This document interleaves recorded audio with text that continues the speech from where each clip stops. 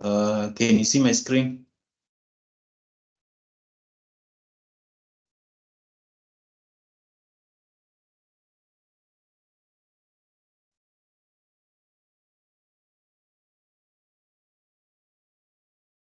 Let me know if you can see the screen.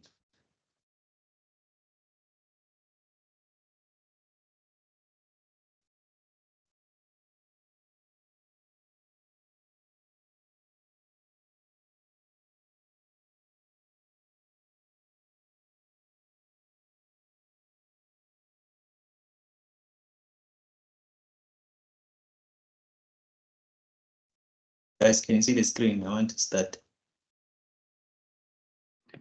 Yes, we can see the screen. We've indicated through the reaction there because we used we are used to we used to send the reaction. So we did send the reaction to say that you are seeing the screen. Thanks. Oh, I was not seeing that until I came in because I was on my slide. So yeah. Okay, let's begin. Welcome to today's session. Thank you so much for joining. So today we're going to be focusing on government legitimacy, principles of administrative justice, and good governance. So these terms, as they they're very, very critical, especially for a public administration student, because one thing that we study in public administration has always been about the government or governance, administration, or implementation of administrative duties, or executing public laws, and so forth. So in the midst of all that, as public servants are tasked to deal with administrative duties in respect of their offices, there is what we call administrative justice, which at the end of the day must promote what we call good governance. So if I was to give a little bit of introduction here, I think if you do read articles, you'll find that most authors that have studied this topic or this unit, because there are a lot of articles that you find on this topic, you'll find that they mention a lot about the works that have been done by the World Bank. So what this and the World Bank, they coming together, especially when they look at the African continent, because I think it was around 1980s where most African states begin to, what you call, I don't know if I should use the word, to become rebellious of their masters. In other words, they wanted to break off from the colonizers, your European countries that used to colonize the African states. So from that time, what happened was, as much as these African states were trying to fight off the apartheid government regimes and stuff, what happened is that they fought to a level that they wanted to be included in governmental affairs, to become part of decision making, making laws, because one thing that they were getting was that they were not fairly treated, meaning that there was no administrative justice at all. And good governance was not even the term or the concept of the day during that time, because how will you say there is a concept of good governance during the apartheid regime? Because not everyone was included in all governmental affairs. So what happened is, in 1989, I believe the World Bank realized that as much as your African state like your Ghana, Uganda, because South Africa, I think, got their democratic government around 1994. In fact, other countries already had gone through that independence declaration. So one thing that they realized was that they were lacking how to govern themselves. In other words, they won the political fight, but they did not win the way of governing themselves as well as the government and their people.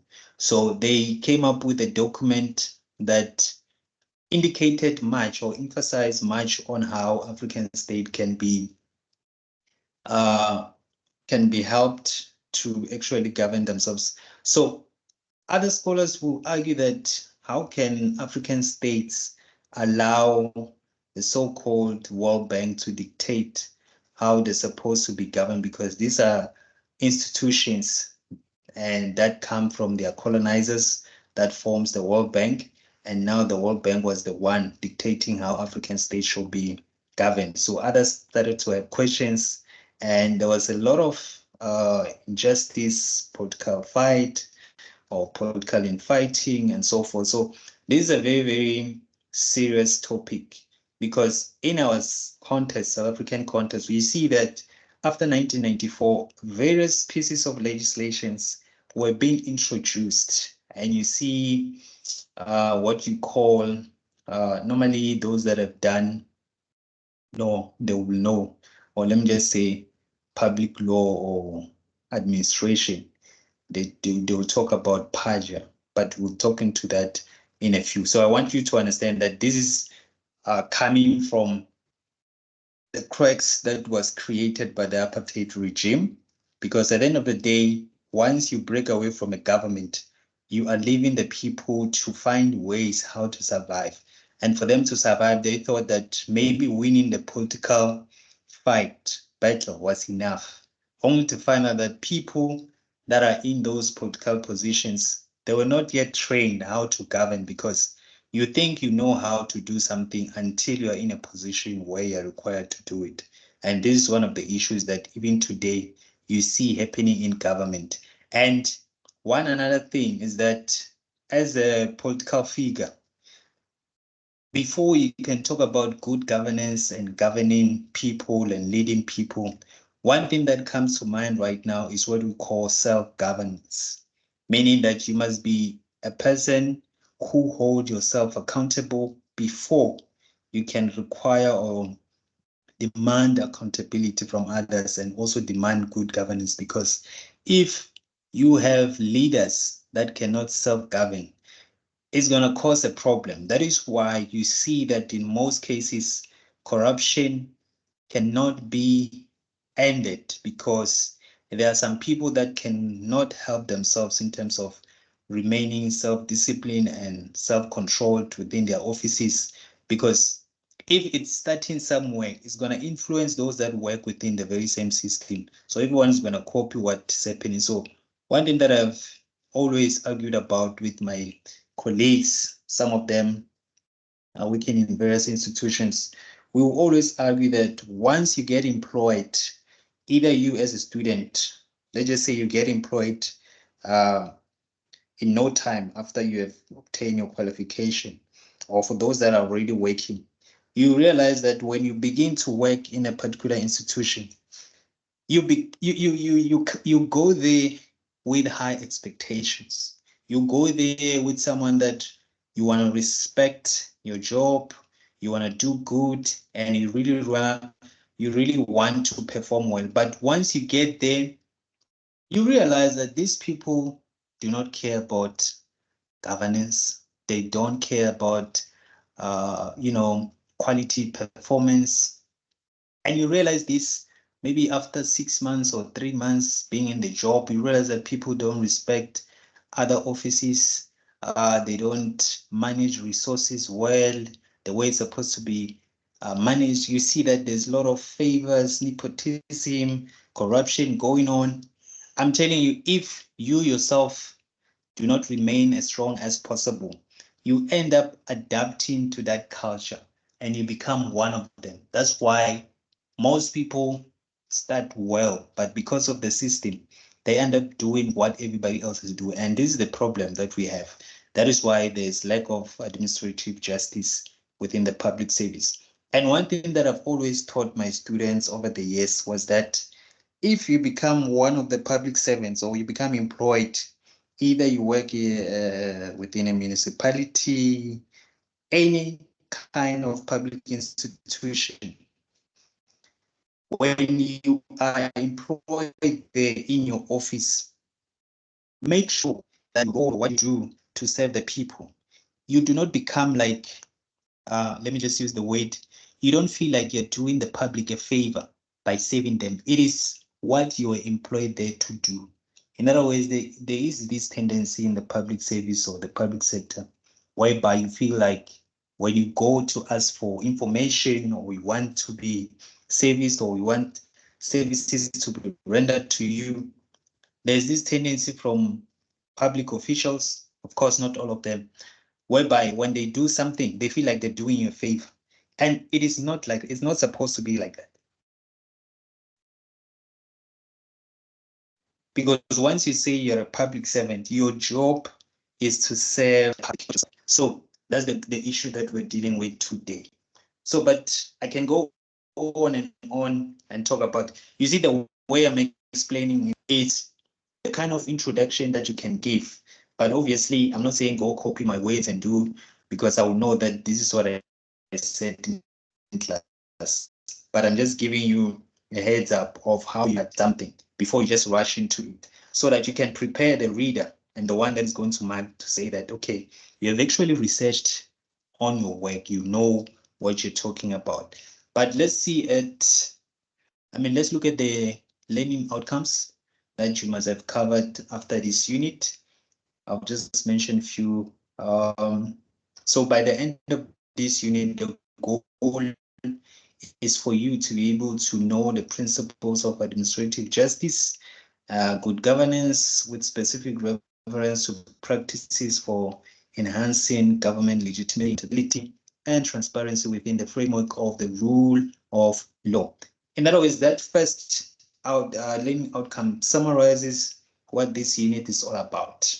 So you will see that the upcoming sub-learning units, they come from that one unit, because you see here, it talks about government legitimacy. It's already there. Government legitimacy, how it's to be determined, and what transparency can be regarded as a prerequisite for legitimate government, define accountability, explain why it can be regarded as a prerequisite.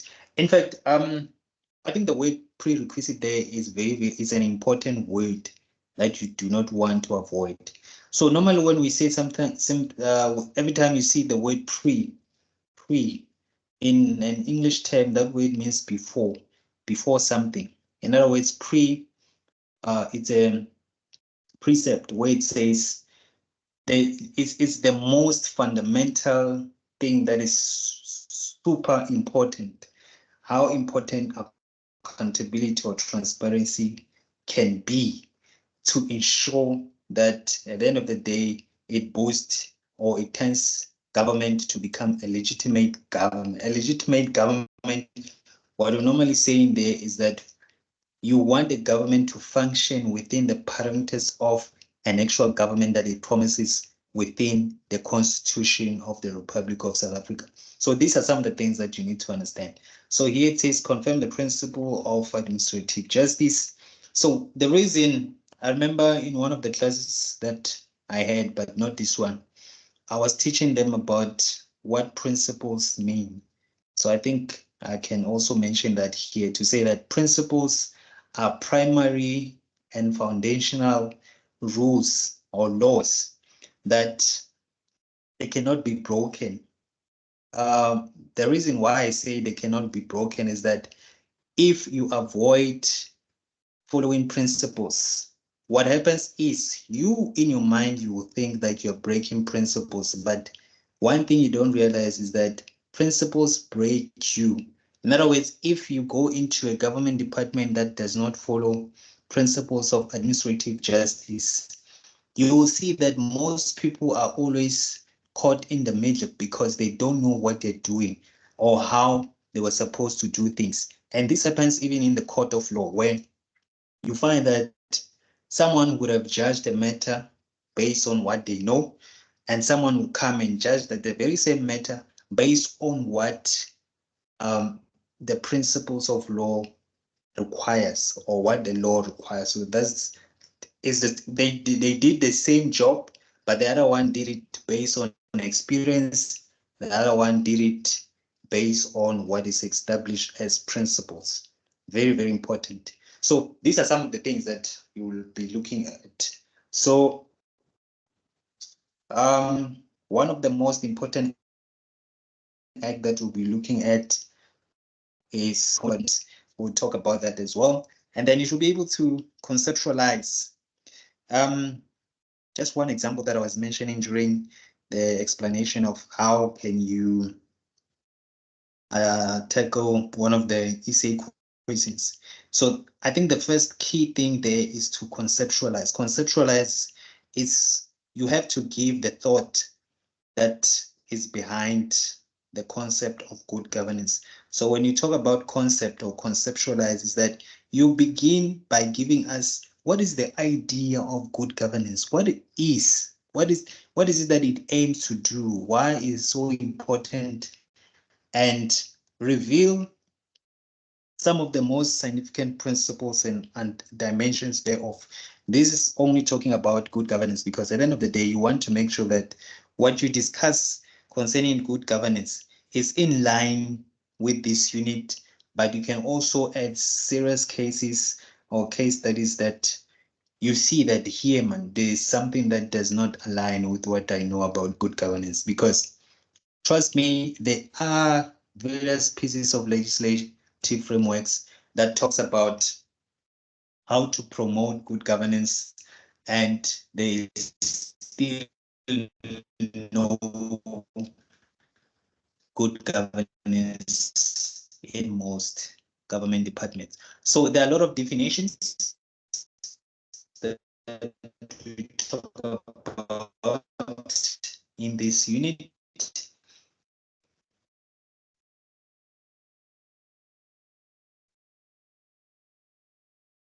Transparency and values. This is from your study guide. I just wanted you to understand how you will be tasked to define some definitions. But we're just going to look at one of the definitions there so that I explain how definitions are very important and how do you explain a definition, because sometimes you don't want to copy and paste already what is in there. So here the first definition is accountability. So before you can read the definition, you must understand where accountability comes from. Where accountability comes from. So in my simple understanding is that the way accountability comes from accounting. For those that have studied accounting in school, they will understand that when you deal about, or when you talk about accounting, you're dealing with accounts, banks and so forth, but I don't want to get into that. So what normally happens is that every time there's an account, or let me just use your bank account. Everybody, I believe, have a bank account. So what happens there is you realize that in your bank account, every time money is deposited, it tells you how much is being deposited. And every time your money is being withdrawn, it tells you how much has gone out. Or it tells you every movement, what's happening in your account, what's outside your account. So you get an idea that, okay, in my account, there's 100 Rand that went out. Now I use the very same money to buy airtime. I use this, I bought food. Like your account, always make sure that it notifies you of everything. Why is it that? It's because the account wants to remain faithful to what is designed to do. So that's what accountability is very, very important. So what I'm trying to say is that the very same thing is required from a public official or a political head or political office bearer or any public servant that you may know of. So what happens is, because of unfaithfulness in your position, most people tend to want to downplay this or sideline the importance of accounting. So in more simple terms, accountability is related to account. And you don't just account to things that looks good and things that do not look good. In other words, you report on everything.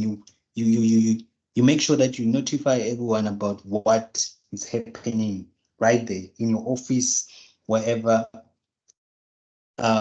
you are located. So when you look at the definition there, it says accountability is a legal and moral obligation. It means it is supposed to be done that way in legal terms. So again, it's a legal and moral obligation on government structures and officials to account for their actions as well as inactions. Because these words are, are very, very connected in a way that people think that accountability is when you just report for their actions. But it's also about your ability not to act in a particular way. You must account to that. Why did you not act? And to ensure that officials follow established rules, processes, and procedures. So you see how important it is. So I feel like that example that I just gave you about your bank account is very, very perfect here in terms of understanding that you see that your bank account is following a legal and moral obligation on you, and it's giving account to any actions that is happening in and outside your bank account. Very, very important. So I'm just going to read those. Only that definition because of time. So I believe that it makes it so simple for us to understand the concept of accountability. So like I said, our unit is all about understanding legitimate governance, principles of administrative justice, your accountability, and so forth. So these are some of the things that we'll be dealing with. So again, before we understand other concepts, that there are perspectives to what we call government legitimacy, because all of those concepts that I just mentioned there under definitions is that at the end of the day, they must help us. And government legitimacy, like I said, is whereby you want to allow the government to act within the parameters of which it was appointed to act within. So that is why I'm saying that it's not like there are no rules and principles that people in government are supposed to follow. They're there. It's just that by nature, human beings have this tendency of breaking or acting outside authority and playing in their own rules. And you cannot do that. There's a reason why society has developed principles to govern certain things, because they want to bring order at the end of the day. So individually and collectively, it is difficult to define the concept of legitimacy because it's multidimensional. What we normally say is that all those concepts that I just mentioned, accountability, rule of law, administrative justice, they fall under this term. So it's very, very important to just define it in one sentence, because there are a lot of other concepts that makes up legitimacy or government legitimacy. And for you to actually define it entirely, you must have defined all those other concepts. So in this context is that before you can do that, you need to define or understand what is a government. So it's simply to be that has the legal authority to exercise power in a state. So someone might ask which power and how government gets formed. So one thing that you must understand is that society is a very, very large group of people. So normally what they will ask is that there must be a leader at the end of the day that can guide them. And because of our democratic rights these days, we want to be able to choose who is to lead us at the end of the day. So normally what happens is that through political parties within our South African context will appoint or will elect for a specific political party to become the one that we want. And then the political party will also vote for their own president. And the president, if they do win the majority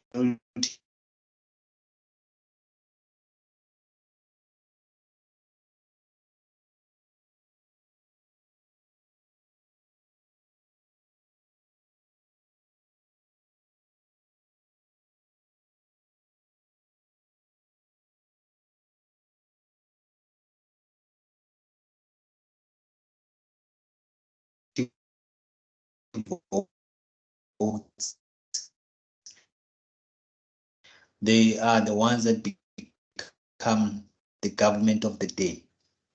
Currently is the ANC in our country. If it happens in the upcoming election that they lose, and they have less than 50%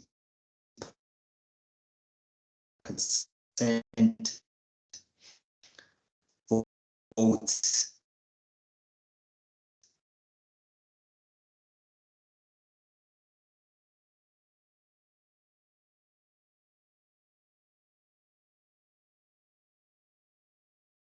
it's going to be a challenge. That might end up in what we call a coalition government,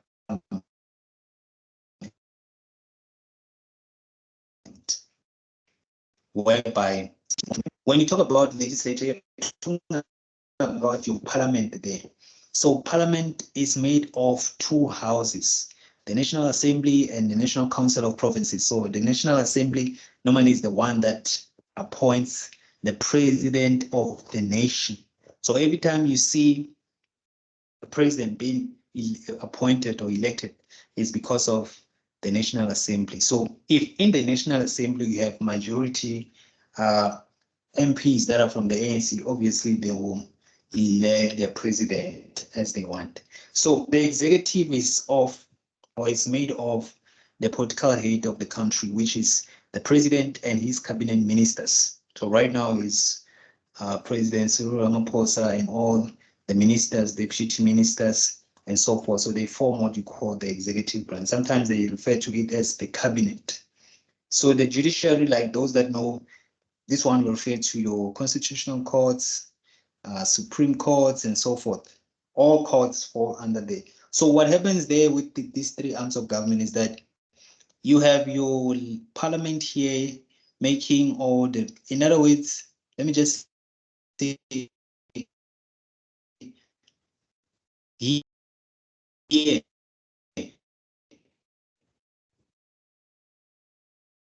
the parliament is what we call that people go there and debate and new debates.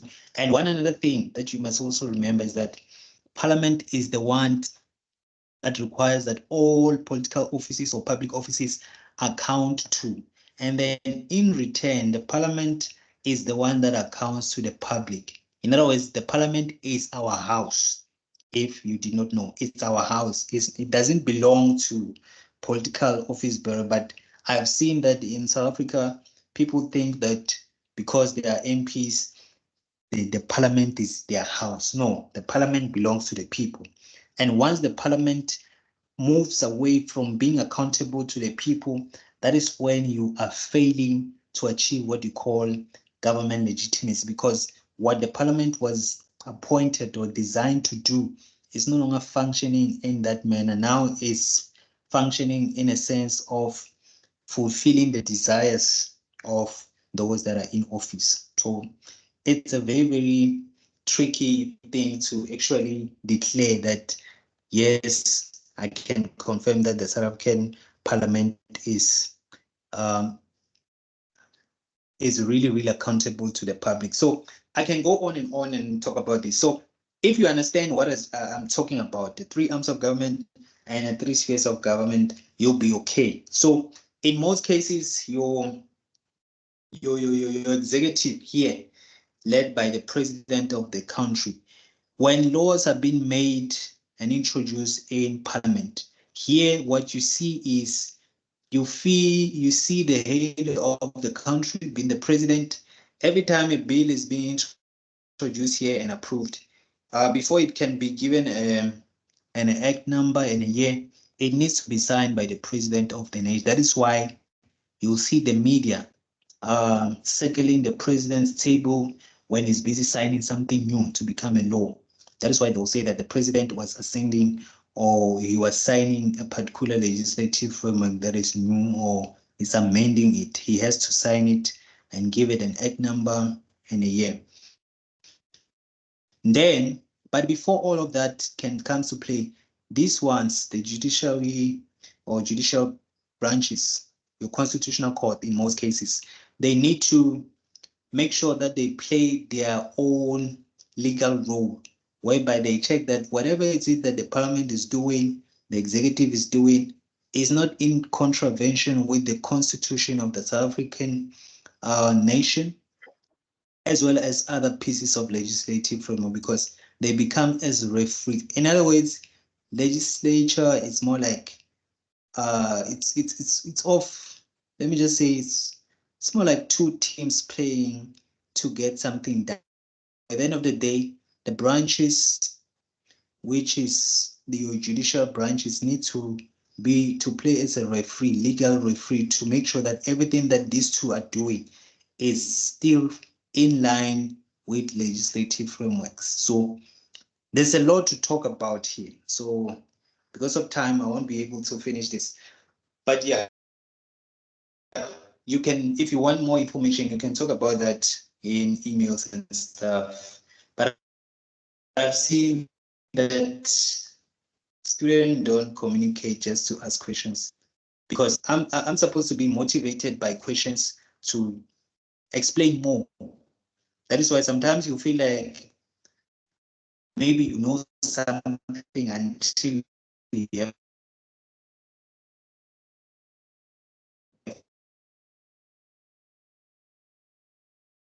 to talk about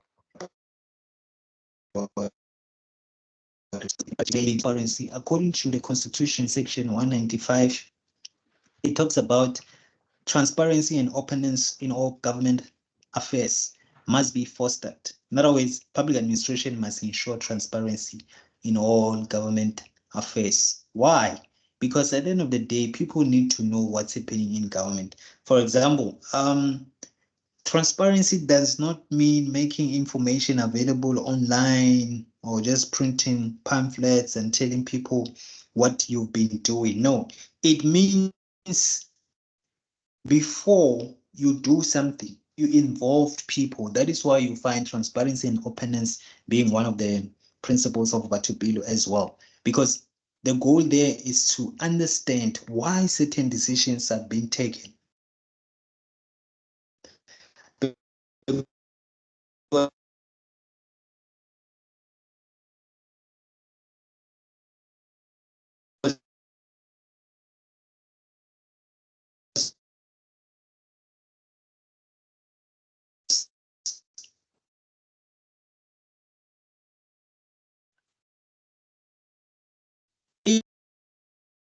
If I can tell you that when you're sleeping right now, that simply means that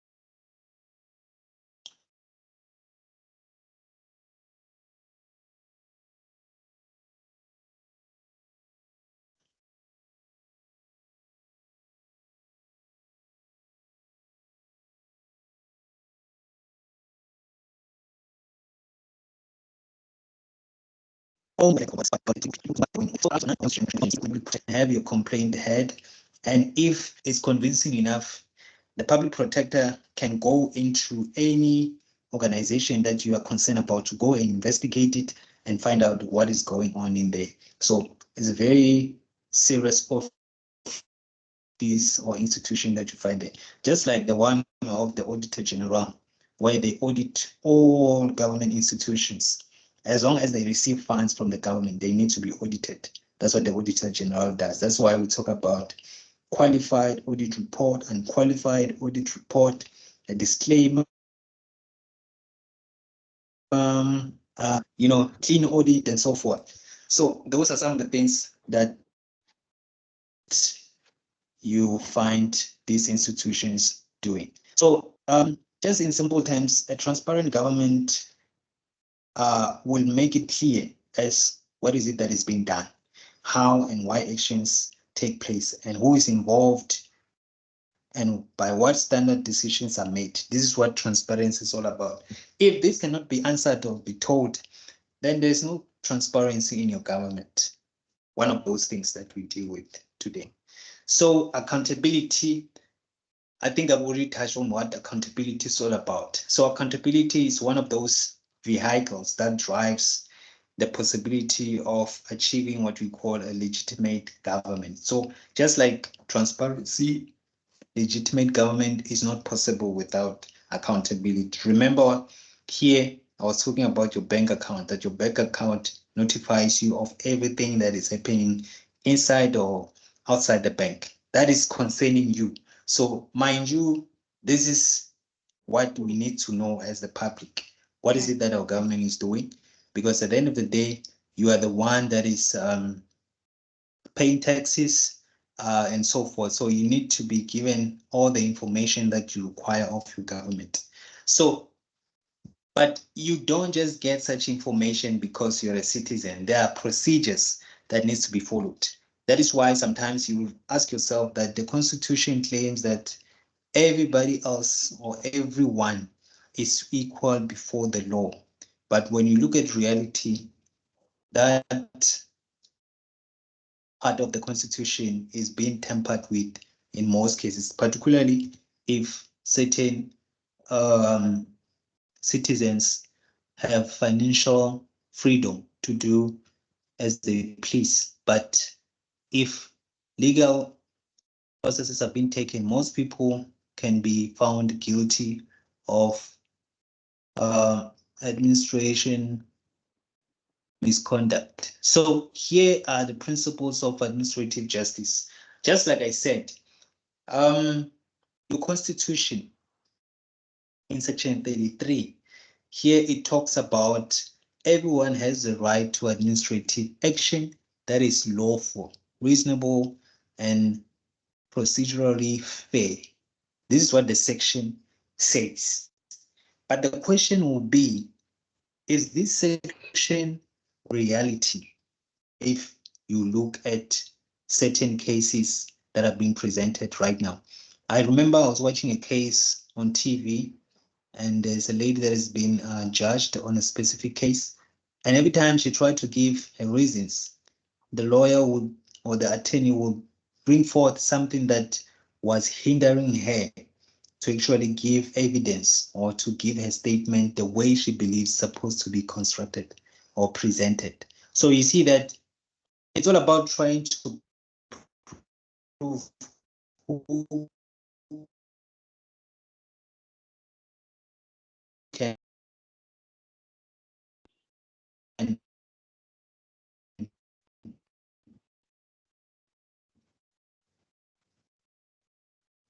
present their case better and to have the defender in their case. So money also plays a role, and also plays a role. So there's no case that can be used to manipulate the administrative justice.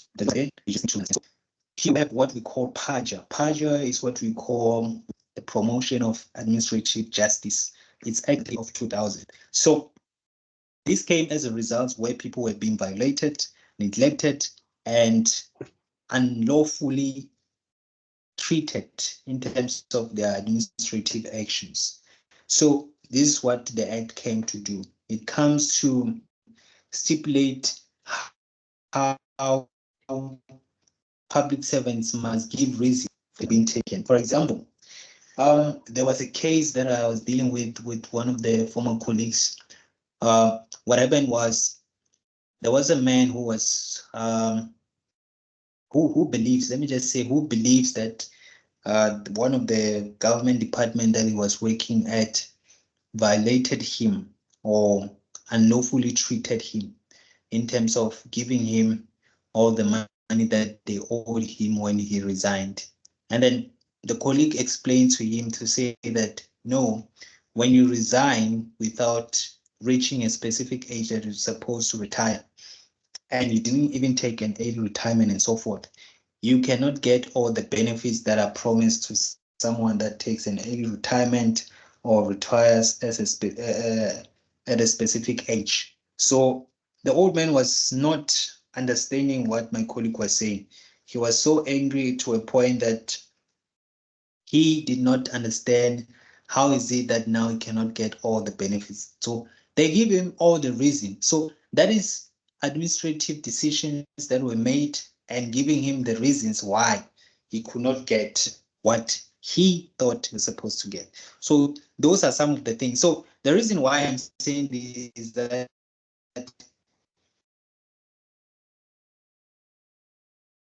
if such reasons are not given, you can actually take the challenge to court.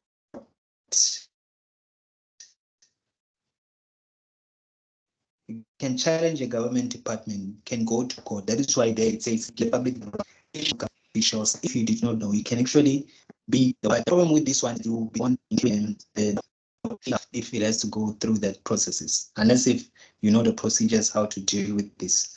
So this means that public officials should deal with citizens in a way that seems reasonable, fair, and just. So just to add on that, I added these two legislative frameworks here: promotion of access to information, as well as Protection of Personal Information Act. So as much as they give you all the administrative information that you need, they also go into the promotion of access to information and understand that, okay, you do have a right to access information, but again, they also need to protect themselves using this act. So these three acts, they always go together. Every time you go for interviews, particularly in government, they need you to understand this because you'll be dealing with confidential information that your office will be receiving and also sending out of the office. You need to understand this, that you don't just give any information to anyone. It must be something that is official. And once you put the logo of your department and so forth, understand that it has become a legal document. It can be taken to court and it can be challenged based on that.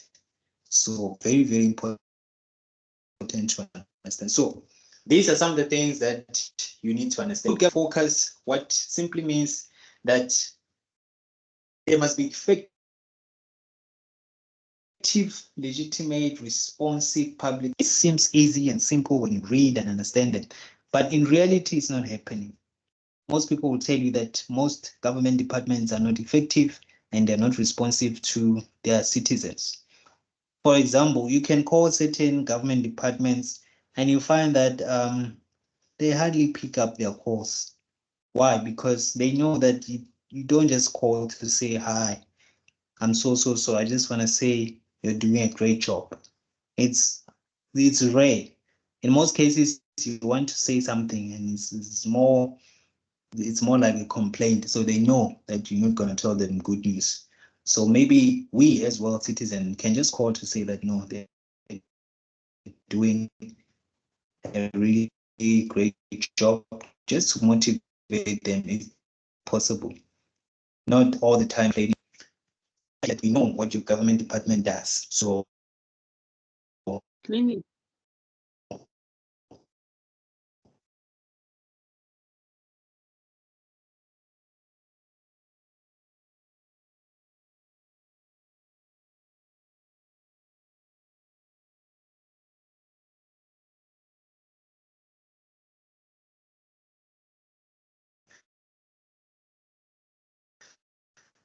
we've seen the result. So there are basic elements of the changing nature of governance this is just this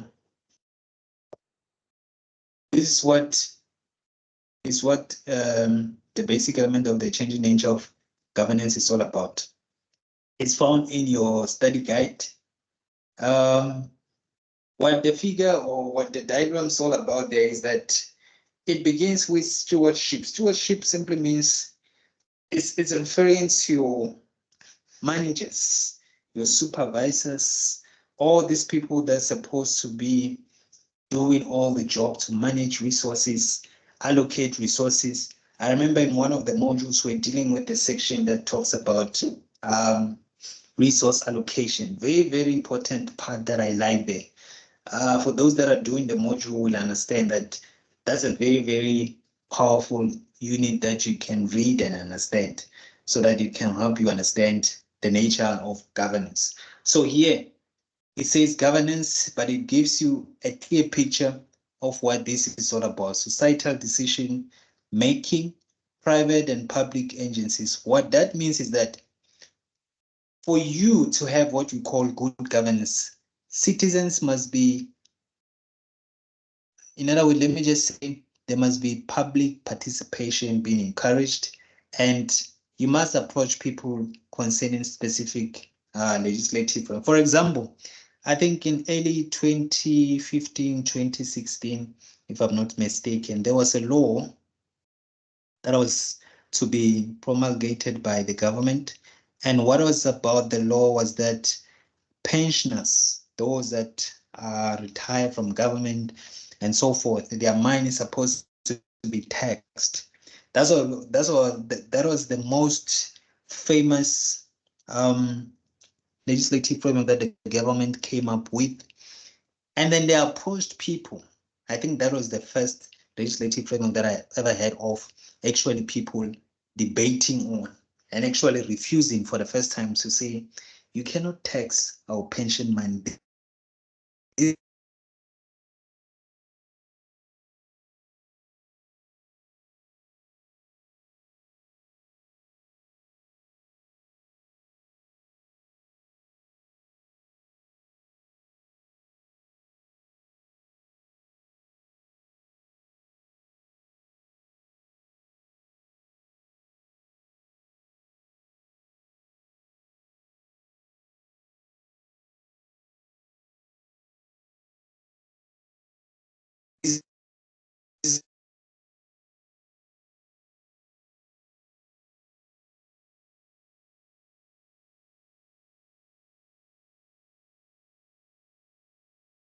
The money that we work hard so hard and on up.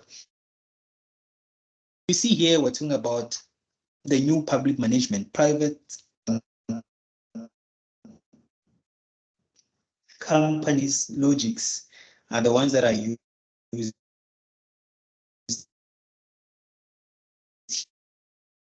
here to make sure that they bring good governance. In fact, good governance comes from the private sector. They must make sure that all their books balance at the end of the day, and they make sure that everybody else account for all the money that they have spent, and the money that is going out, and the money that is going in, and so forth. So yes, there's a lot that you can talk about, but I think we've discussed a little bit about new public management and so forth, if you go back to one of the videos that we spoke about. So again, the post-bureaucratic government is the one that does not, remember, we talked about Max Weber, the guy that came up with the concept of bureaucracy in 1800, where he said that there must be impersonal relationship between managers and employees. In other words, you don't use any kind of friendship or relationship. What must happen is that you do what you're supposed to do and you remain loyal to the organization, not to a human being, because he believed that managers come and go. So you need to be loyal to the organization, not a human being or a person. So post bureaucratic concept, what it means is that it comes after that. In other words, it's saying that now there must be flexibility There must be results-oriented, customer-driven, and so forth, based on entrepreneurial concept. That is why I'm saying that it is in relation to the new public management, because it tries to bring about how private companies can be well governed. In other words, we're copying from the private sector. One of those is the e-governance concept, whereby even government now is trying to shift from its manual paper-based systems to render services. Now they can use your online services where you can just access information without actually going through the manual paper-based system where you have to go to a government building all the time to find certain information. So those are some of the things that we talk about. That is why the bureaucratic one is the one that protected the integrity of the state. But again, it also did not allow flexibility, whereby there was no such thing called decentralization, delegation of authority, and so forth. Everything was done by the national government. That's why the